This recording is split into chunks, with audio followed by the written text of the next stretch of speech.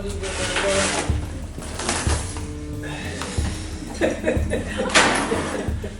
Yeah. Does anybody remember what I always say at the beginning of practice Fridays? Did you look at a few practice Fridays? Yeah. I looked through the Bibles. Do you remember what I always say? Questions ready? Is that what you... I always say the same things. Yes, it's the why and what plus. Exactly. Somebody remembers. And so the examiners are always thinking about the why did you do what you did and what did you do. And the candidates are always thinking about how did I do what I did. So there's like this mismatch in almost like thought modality. Yeah. And this is where I guess a lot of difficulty comes from. Because the candidate is thinking, they're going to ask me how I did this. And you get caught off guard. It's not enough room to write how you did stuff. Yeah. I just try to keep it to what? And I'm already at the max time. But you know what I'm saying, yeah. And then suddenly an examiner says, what is geospatial visualization? Yeah. And you're like, what are you talking about? Like, you're just totally caught off guard, you know? And what is visualization? Wow. And those sorts of questions. So we'll try to. But nobody ever asked how is visualization. Huh? Well, let's try to think of some good questions for Liam. Okay, you're welcome to just give us a start.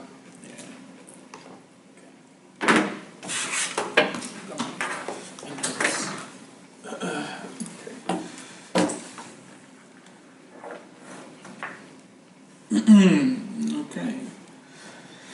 So I'm going to be talking about my topic today, dynamic geospatial visualization. So the contents of this presentation, we're going to be talking about the topic of my thesis. Then we're going to be going into a bit of other related work.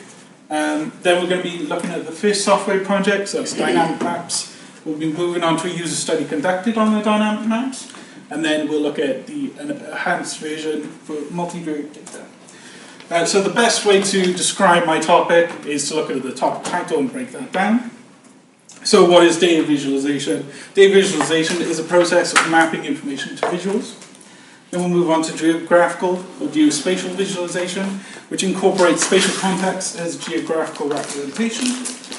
And then dynamic visualization, which acts as an enhancement for existing tools for adaptive use.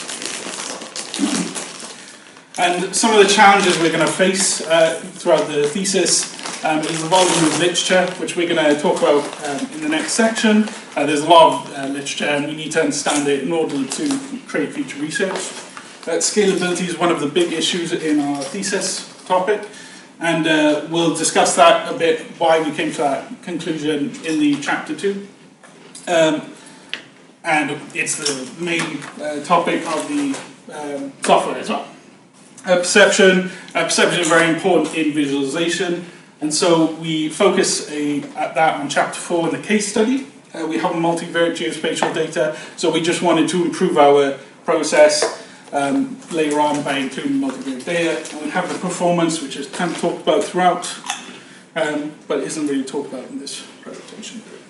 So related work. So our related work section is based on a journal paper, a survey paper that looks at other survey papers, and the reason we do that is because there's a lot of survey papers, and so we wanted to kind of make it easy for both new users and advanced users to understand the landscape of visualization. And this is the classification we came up with. So we have two main classification topics. The information visualization pipeline, which is on the x-axis, and we have subject-based clusters, which kind of naturally came together on the y-axis. We also have color as a kind of minor classification topic. So green is a focus paper, yellow is a focus paper candidate that we couldn't add due to time. And then the red is focus papers which were too old to be added. And one of the other reasons we did this is because we wanted to get an understanding of the future challenges in the domain. So we actually found scalability was the third most important future challenge across all of these survey papers, only falling short behind evaluation, which is grouped up studies together, and missing scenarios, which was very classification focused. So knowing that scalability is a problem, we came to our first software project, which was dynamic maps. So the idea here is we have a choropleth map, and we take the distinct areas at the bottom, and we group them together in order to create a hierarchical data structure of the areas. And let's just say we show this at the top view, so the overview. As we go through, as we zoom in, we can see other areas until we get to the most detailed areas. So that's mainly broken down into three areas. The pre-processing step, which is on the left, the build area tree, which is in the middle, and runtime.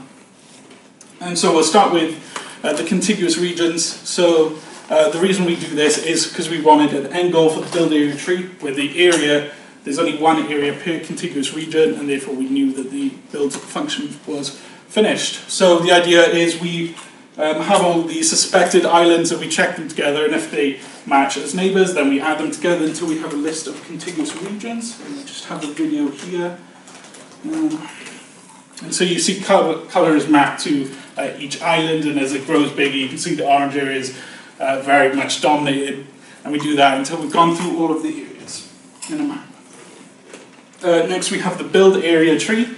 So this is mainly broken down to three areas: selecting the neighbour, create the new neighbour between the child and the two children by unifying them, and then add that back into the list and keep redoing that recursively until there's only one area left. We have another one here to explain that. So the blue area moving around is the current candidate for unification, and it's moving throughout Texas. The colour is mapped to the size. You can see as it gradually grows bigger, everything starts to kind of move around, and that's because the size is so big. And then we have a merged area of Texas at the end. And then we have the last one, which is the runtime. And so now that we have these hierarchical data structures, as we zoom in and out, we can check the hierarchical data structure and see if areas match a minimum required area in order to be shown.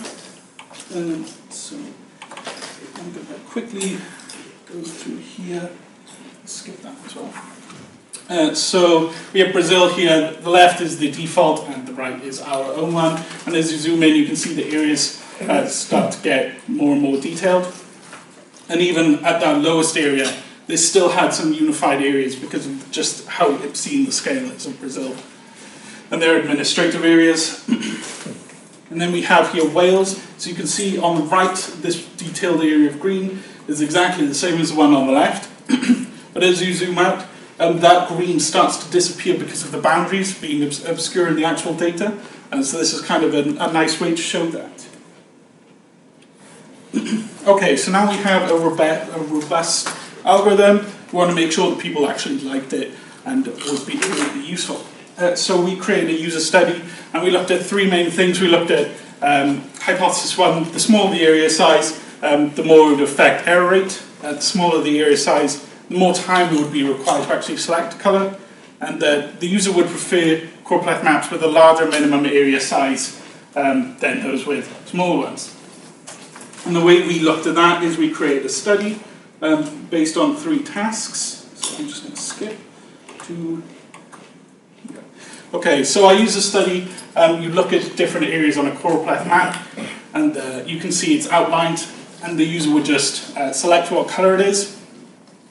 So all of these areas are randomly assigned colours, and the selected area is randomly assigned, and the user will just simply decide which of these they are, what colour it is, or if they can't tell. And this is done 50 times per user until they get to task 2, which is here. So in task 2, 2 different areas are shown, and the user has to depict whether they're the same colour or not. So you only have 3 answers here. Are they the same color? Yes, no, or you still can't tell. And this is done for another 10 or another 50 sets, or 10 sets of 5. And then we have task 3, which is slightly different. So the user moves through options for minimum screen size area, and you can see in the bottom where this is most visually seen. And then the user would select which one they prefer, and then we'd move through that 5 different maps.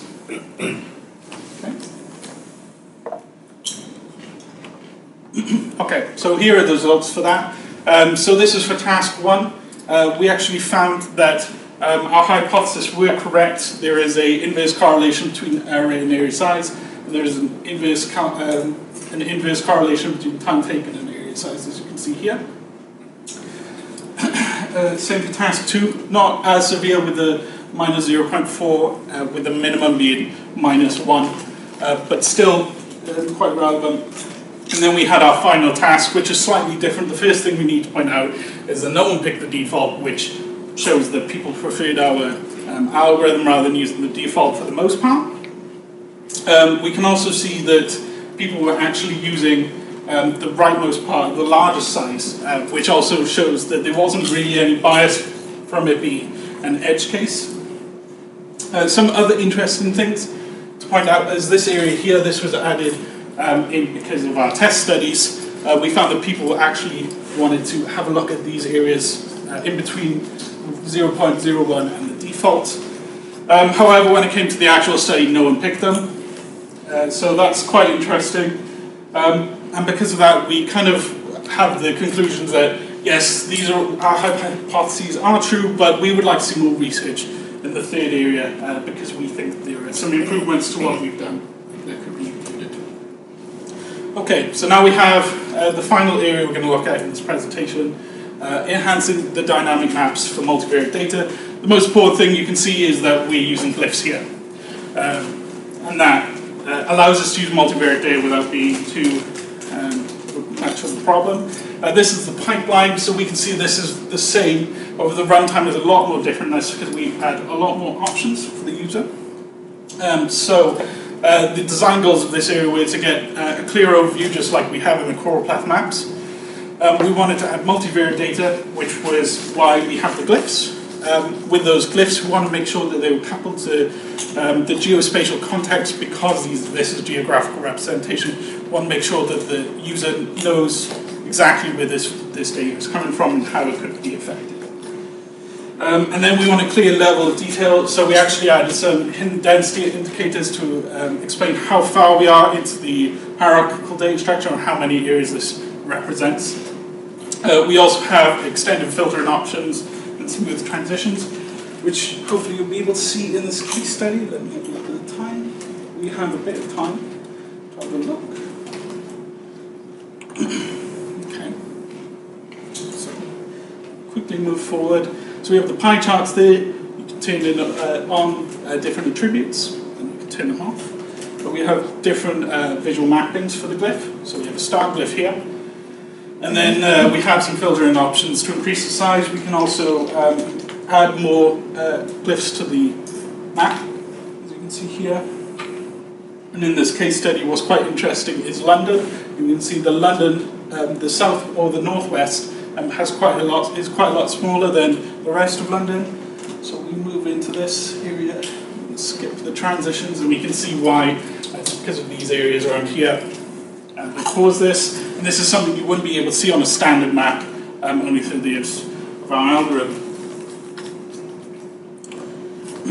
Okay, so now we've come to the conclusion of the future work. So the future work we'll start with. The first thing we want to talk about is the extended use study, as I suggested. There are a couple of problems that we had with our third one that we couldn't fix because of time. So stuff like the thresholds of on the right, 0.025. People were hitting that scope, and we wanted to kind of see a threshold of when people wouldn't want to be increasing the resolution, which we failed to meet. Also, we think that the scale of the minimum screen space affected how people pick the designations because the ones that weren't picked were actually on a lower scale of change. So we think that might have affected it. Extended data dimensions. So it's always nice to be able to include more dimensions to your data. We have multivariate glyphs, but we could even add temporal data to that to extend the data dimensions in that case. Optimize and overlap removal.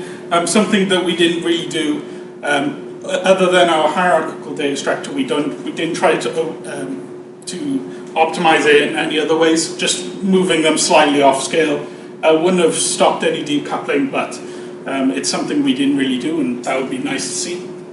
Performance, everything was run on CPU, so we'd like to see GPU accelerated version of our software. And then scalability is also an issue.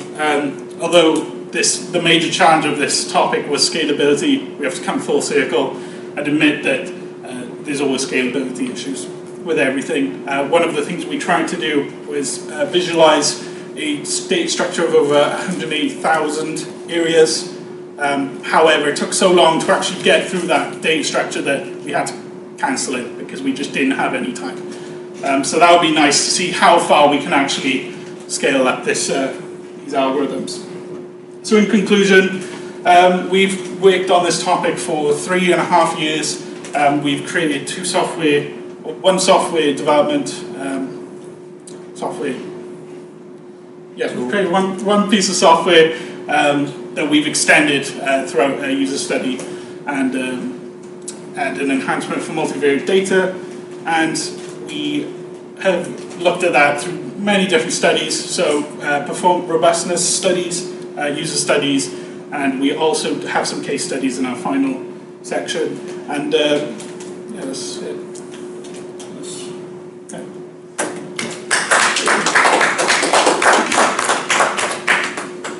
Any questions? That was a bit under. Timing is good. It's the videos. I don't know when to rush the videos and when to not rush the videos.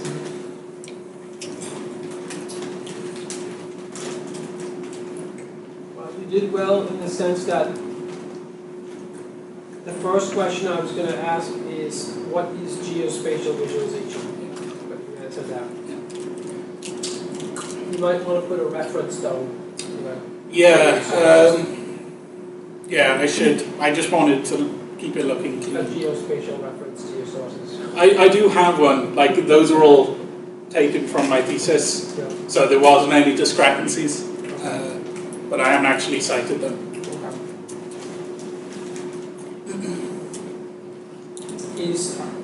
I have a few questions written down. Yep. Just to challenge you. Yep. So is geospatial visualization information visualization, No. or is it SciVis? Neither. Heavily debated.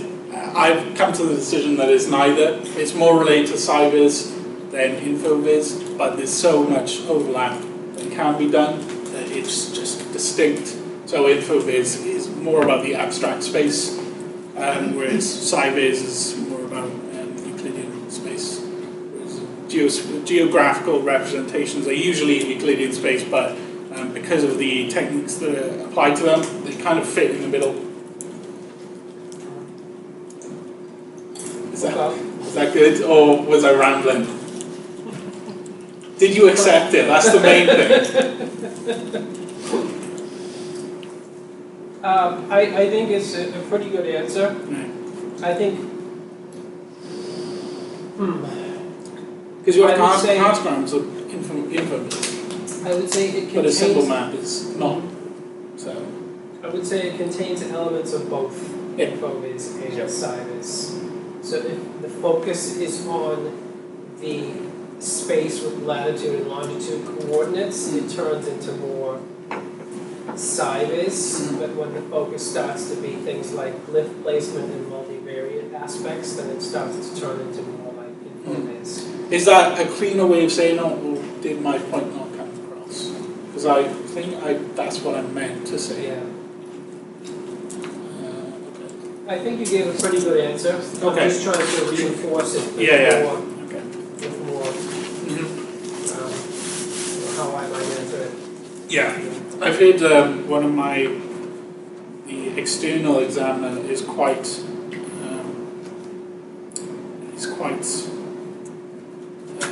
the word?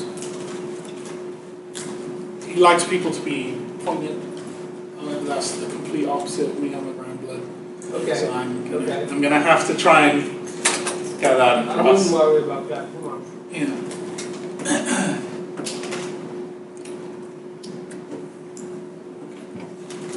Okay. My questions are all about the how, the whys and the whats. Yeah. Why did you choose this topic? Why? That's a cruel question. Yeah. Because I could be honest and say we did. Yeah, well, it's a good idea to be prepared. Have it. Well, that's why in the presentation I say we decide on this because scalability was a big issue that we found, and so we wanted to work on scalability issues.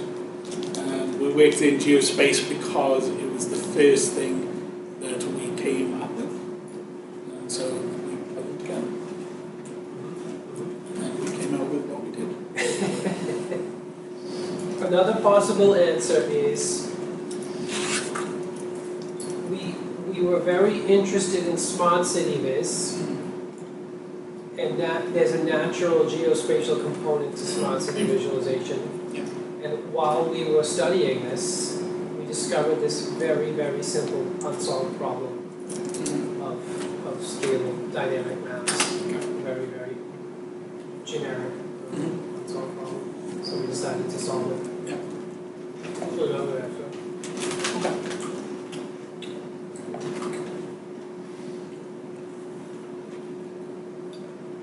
Am I going to monopolize the questions? I don't mind. Why didn't you write a normal survey? Because every time we did, we had to stop because we found a survey on the topic.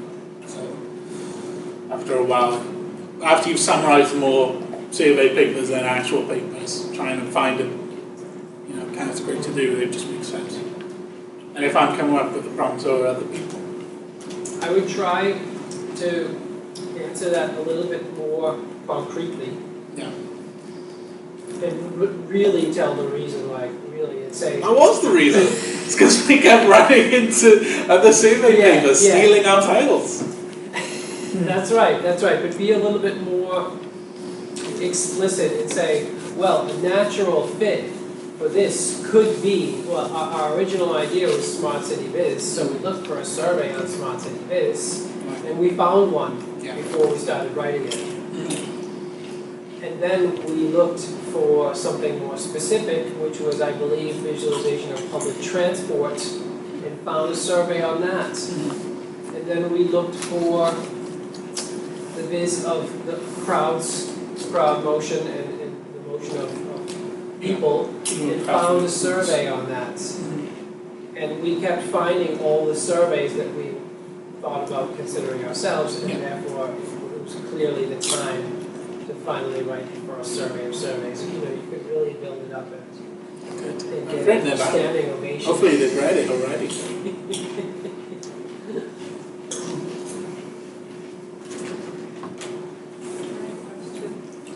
What's your question? This is I'm obsessed with user studies. So my question related with your user study: how many people you invited for participating in your user study? 10? Yeah. So was it effective number of students to measure, like to evaluate? It was effective enough to write a paper about.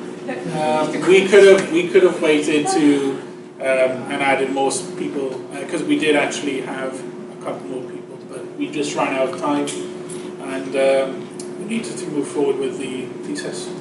Okay. So we already had results that we were happy with from the 10 people we had. So.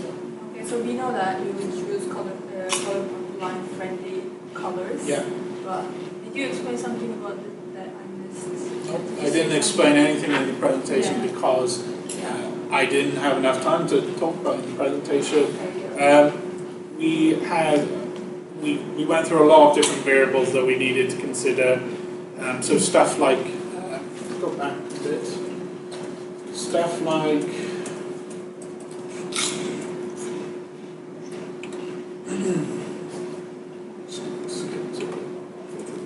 okay, so stuff like the actual boundary was a problem, because the boundary actually either obscures the color or makes the color very easy to define.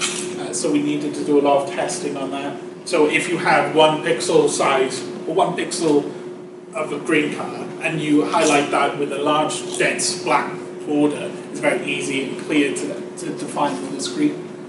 However, they need to be able to see the area, so we actually added another circle that goes around it, so that would help the user actually find the area, and stuff like that. We needed to test a couple of different maps.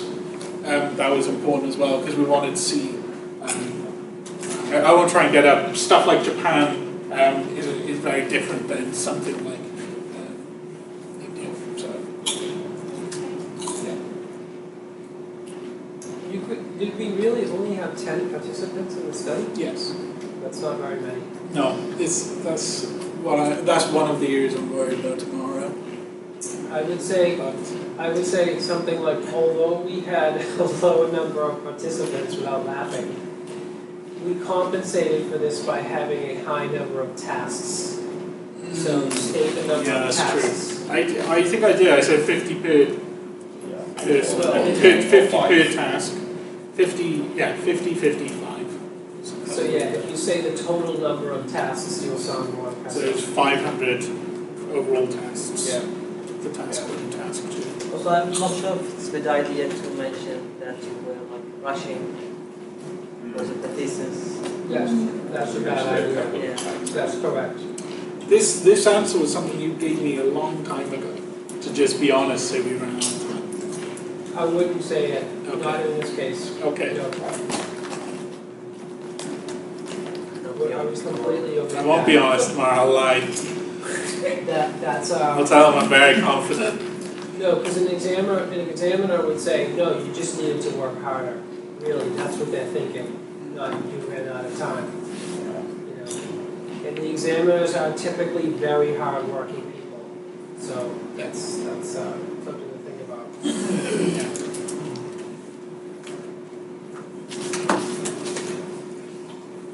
Okay, why did I ask this all question? Why did you work on dynamic maps? Why did we work on choroplasts?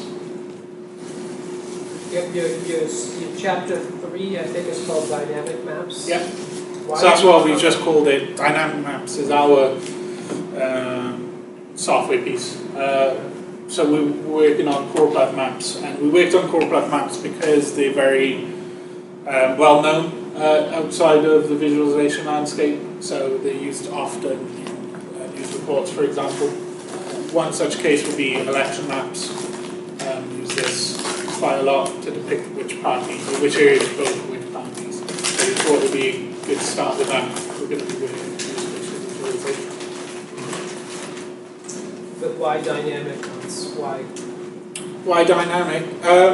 Well, the idea was we wanted to work with scale anyway, and it just made sense to remove the complex elements from the user, so they don't even need to know about the minimum required area.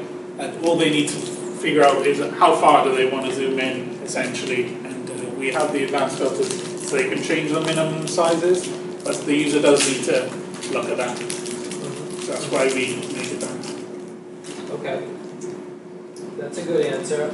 I would also supplement that with, while looking into this problem in the associated literature, we noticed that, well, it's very obvious that choropleth area sizes become too small to be perceivable. And it's such an obvious problem, and then we started looking for solutions to that problem and noticed there were none. So we decided to. There was one, we didn't find it though. And it's not the same.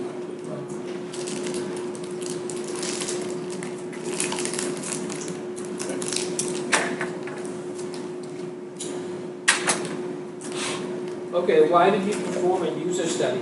Why did we perform a user study? A couple of reasons. The main reason being that we had a lot of this testing we did with our first piece of software was robustness testing. So testing against multiple maps. We want to make sure that we didn't just make an algorithm that only worked with maps that we modified ourselves. So we had a lot of robustness testing, different kind of maps, different amounts of areas, different complexities of areas. And so once we had that sorted, we wanted to make sure, we also wanted to verify that it was useful as well in a couple of different ways, in terms of our algorithm and in terms of why people would need to use it. Because even though we had looked at a lot of research and found that there was a lot of people saying that there was visually dominating areas that were too hard to perceive, no one had actually properly studied it. So it seemed like a good way to move forward. Okay. The other answer is because we wanted to find out what the minimum size recommendation is for a unit area. We want to mention that too. I have a question. Yeah. Who's your target audience? Who's going to use your application? Do you know that? The target audience is for users and for new users and advanced users. New users, they would be using the dynamic elements only, so zooming in and out. They don't need to know much, they just need to interact with it. Whereas advanced users, in the last piece of the last chapter, not the last chapter shown in the presentation, we gave them advanced users a lot of options to actually make the visualizations look how they wanted it to look. So you could change the amount of glyphs being shown, you could change the size, you could change what glyphs were being shown, you could filter out options. Stuff that new users probably wouldn't care that much about, or maybe they would, but they wouldn't know how to use properly. So I would say that the first chapter 3 dynamic maps would be more for new users, and then chapter 5 with the multivariate data would be for advanced users.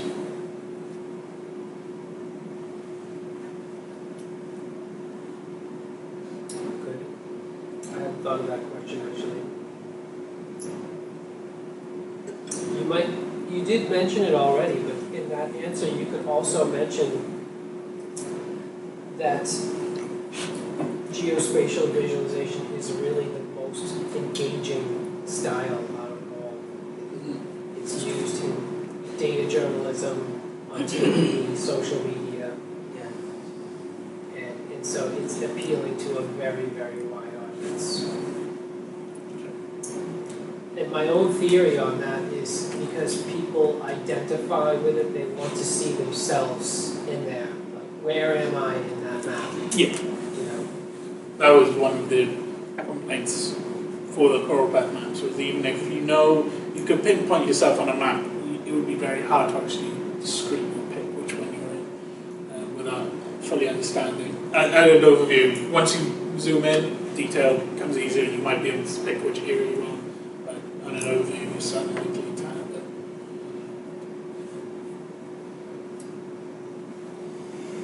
Okay, why multivariate maps? Why did you work on that?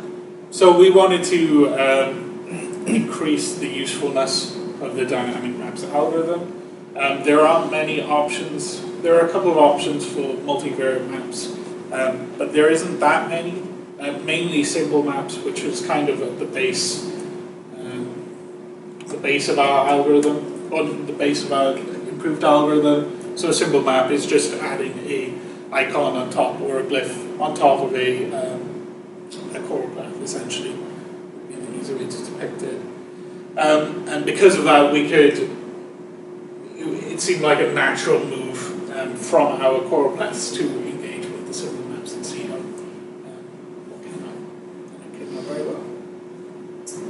Some more answers are, like, again, sort of going back to the smart city theme. You could say something like, well, most geospatial data is multivariate, actually. And typically, even though the data is multivariate, it's normally only shown on a choropleth, which is univariate. I just remembered the other one I was going to say, multivariate, is the multiple views. Yes, yep, that's a good answer. And when you were looking into this problem, you noticed, oh, here's another unsolved problem. Well, the placement of glyphs, multivariate glyphs on a choropleth or on any geospatial map. Although the current solutions are very simplistic, centroid, region centroid only, or grid-based. Yeah, fundamentally it's just those. So you could do better than that, mention that. And that's one thing I love about this thesis. You propose solutions to very, very old, basic problems that have been around for a long time and that nobody has conquered. I think that's a great thing, actually. You can say that. I won't say that. Definitely not. But you could mention something like, these are very old challenges that have been around for decades, and that you were surprised not to already find more sophisticated solutions to them. Something like that. Well, they're all interactive.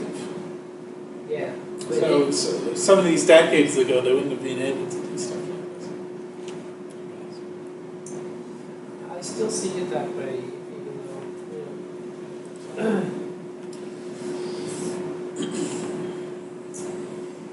Okay.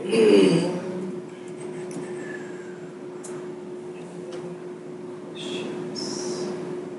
I am going to make some comments on the presentation. So, at the beginning, I would say you have a slide on challenges.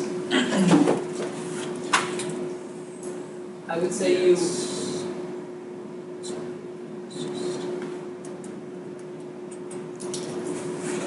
is like the second slide, probably. Fourth. It says in the corner. I think you skip like some things here. I would have a slide probably called research questions before this. Your favorite topic?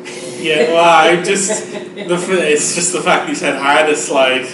Yes, I was talking about how dire the time limit is. No, I have slides to take away as well. Oh, okay. Yeah. So it was research questions. Yeah. Okay. Research questions before, so you have like cites, you have your nice citing sources, your definitions, then you're going to cite your sources, and then you have a slide like about research questions, and then you have a slide called thesis contributions that corresponds to the research questions slide. It's a very logical progression.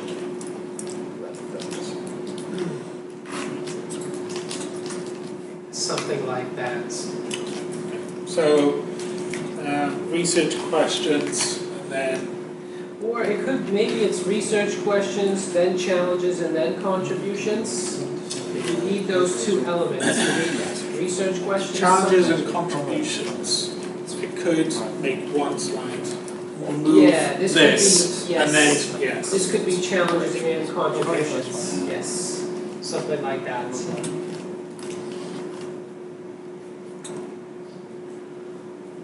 You need those themes in your introduction.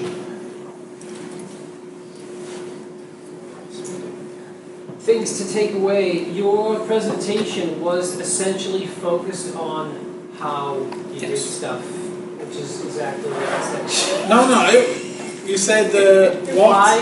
Why and what? Yeah, this was a what. This is a what. This is the what, yes. It was all what. You could... No.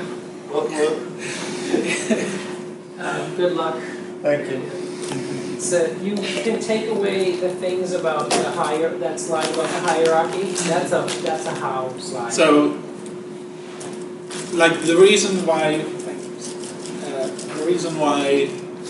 I have so many slides about chapter 3 is because it's like the entire thesis, Yeah. because they're all based on it. You could take away the how slides, you don't need those. Or how about this, to make you happy, take those how slides and move them to the question and answer session. And they're there in case somebody asks a question. If you don't need them in your intro, like this part. I'm thinking about how. That is a how slide in my opinion.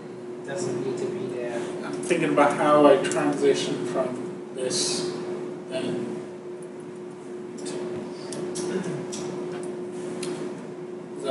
do you want me to remove this slide? Yes, this is another how slide Okay. as well. And this slide? Yes. This is a good, this is a results slide, and this is good. So it's those two. Yeah, you can move them. You can move them to like the question and answer slides, period, if you like. Since you worked on them and it doesn't, you don't have to just throw them away. But they are essentially how slides. So what do you want me to discuss about this chapter? You could say, you could again bring up challenges, chapter-specific challenges if you wanted, and why you worked on it, and then your contributions, something like that. It's all about like how, I could just have a why. Yeah, you need to say like what you did and why you did it, and then contributions, summary.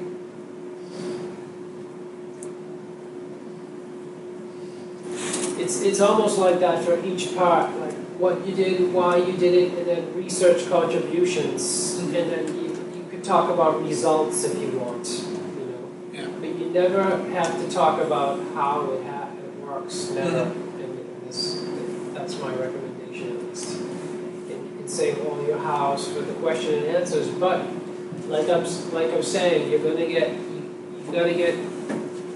be thinking about the what and the why. You got to get your brain ready to handle those questions. Yeah. Because the examiners are going to essentially, they might ask some how questions, but they love the why questions and the what questions and the more abstract questions. And because they kind of already know that you're an expert in the how, you implemented it.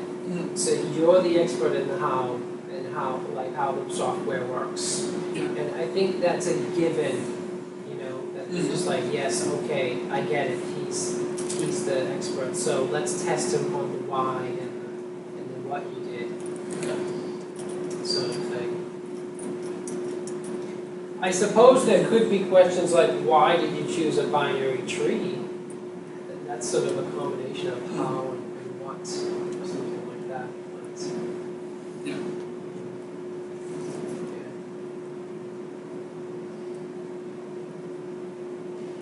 And when you talk about the user study, you talked about different tasks. Yeah, while I was talking about through the video, just again, because I wanted to.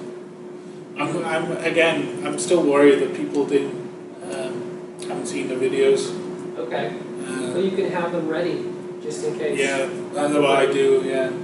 Because I looked at the Viz video, and it has no reviews, so if they reviewed it already, they haven't watched the video.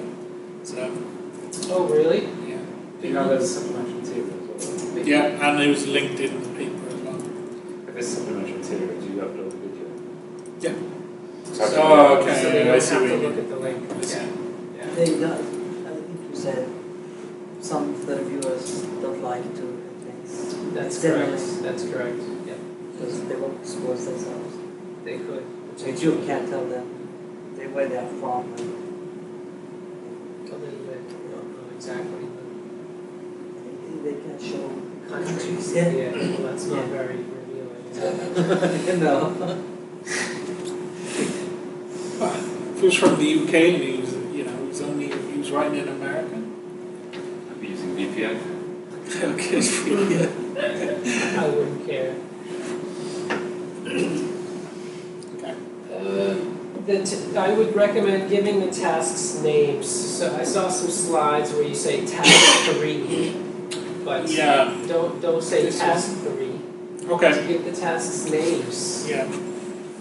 So it's 15, 16, and 17.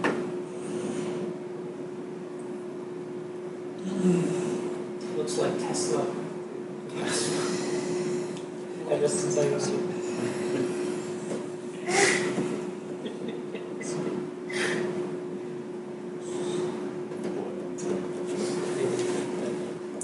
But I'm thinking about buying another 5 shares when it hits the bottom to compensate. Yeah, that's the question. Where's the bottom? It's near the bottom now, though. I think it's getting very close. Okay, I think that's mostly what I have to say. Anybody? So you were fine with the video here? That just showed the tasks, and then the last one that I rushed. That again is a slide on how, by the way. Yeah, the thing about this slide is it's really short, and it's just me pointing out that we're working on the second half rather than the first half. I don't linger on it, so Okay. there's not much to talk about. I just say we work on the runtime. That the left side is what we used to have, essentially.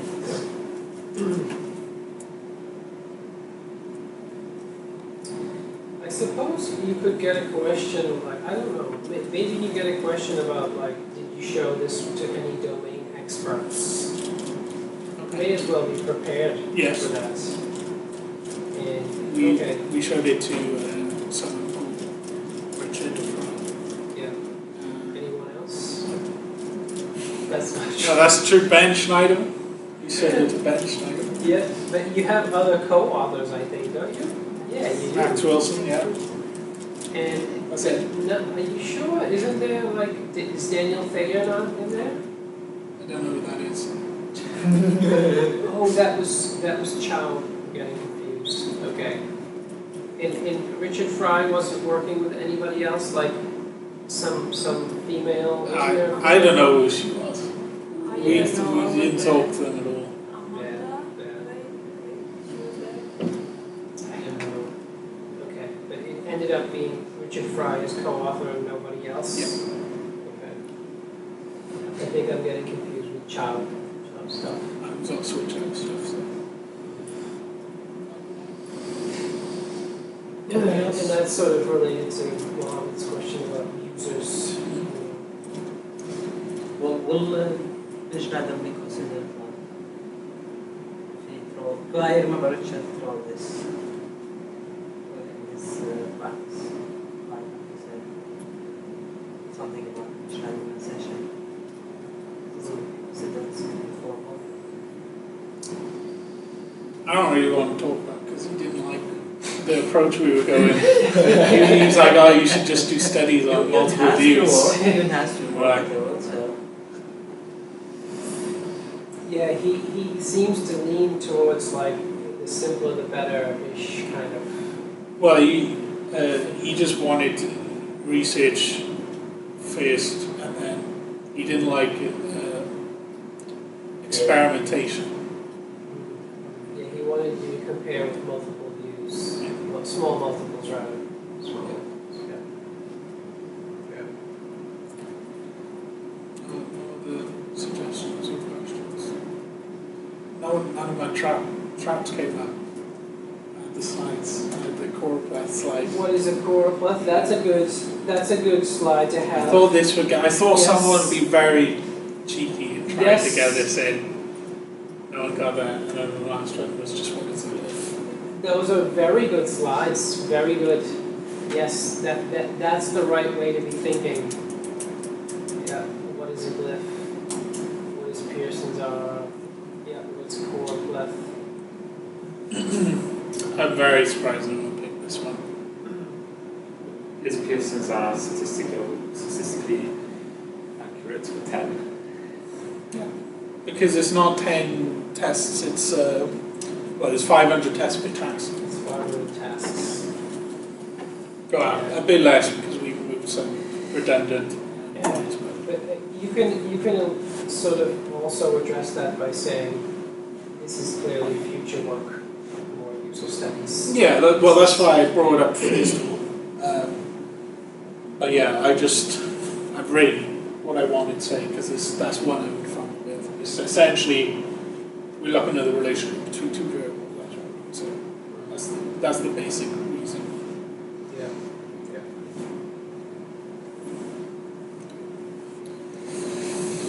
Right.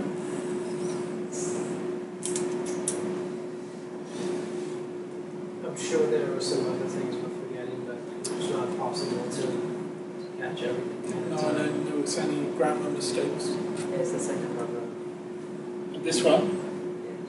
Yes. There's this. I wasn't talking about this. How about something like, I wasn't talking about this. I was talking about down. what about this question, something like, why didn't you use cartograms? Because they're heavily researched already, and they distort geospatial context, which we're trying to avoid.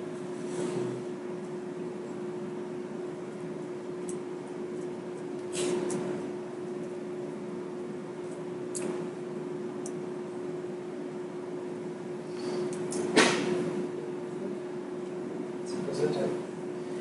I think that's enough. Before you leave, Bob, this slide numbers and just add them.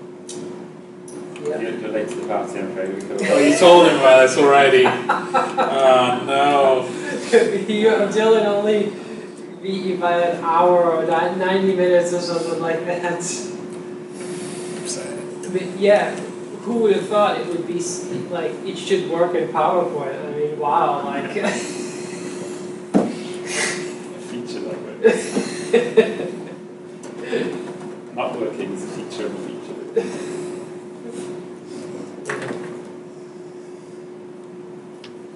Okay, good. Good. Thank you, Liam. I think you'll be fine. I hope I'll be fine. And it will be very interesting to be, fly on the wall during that. But I think you'll be fine. What are your current plans? Well, to go to the defense tomorrow. Well, do you have like, I don't know, life plans? No, no life plans. Okay, good. Leave for You're not interested in going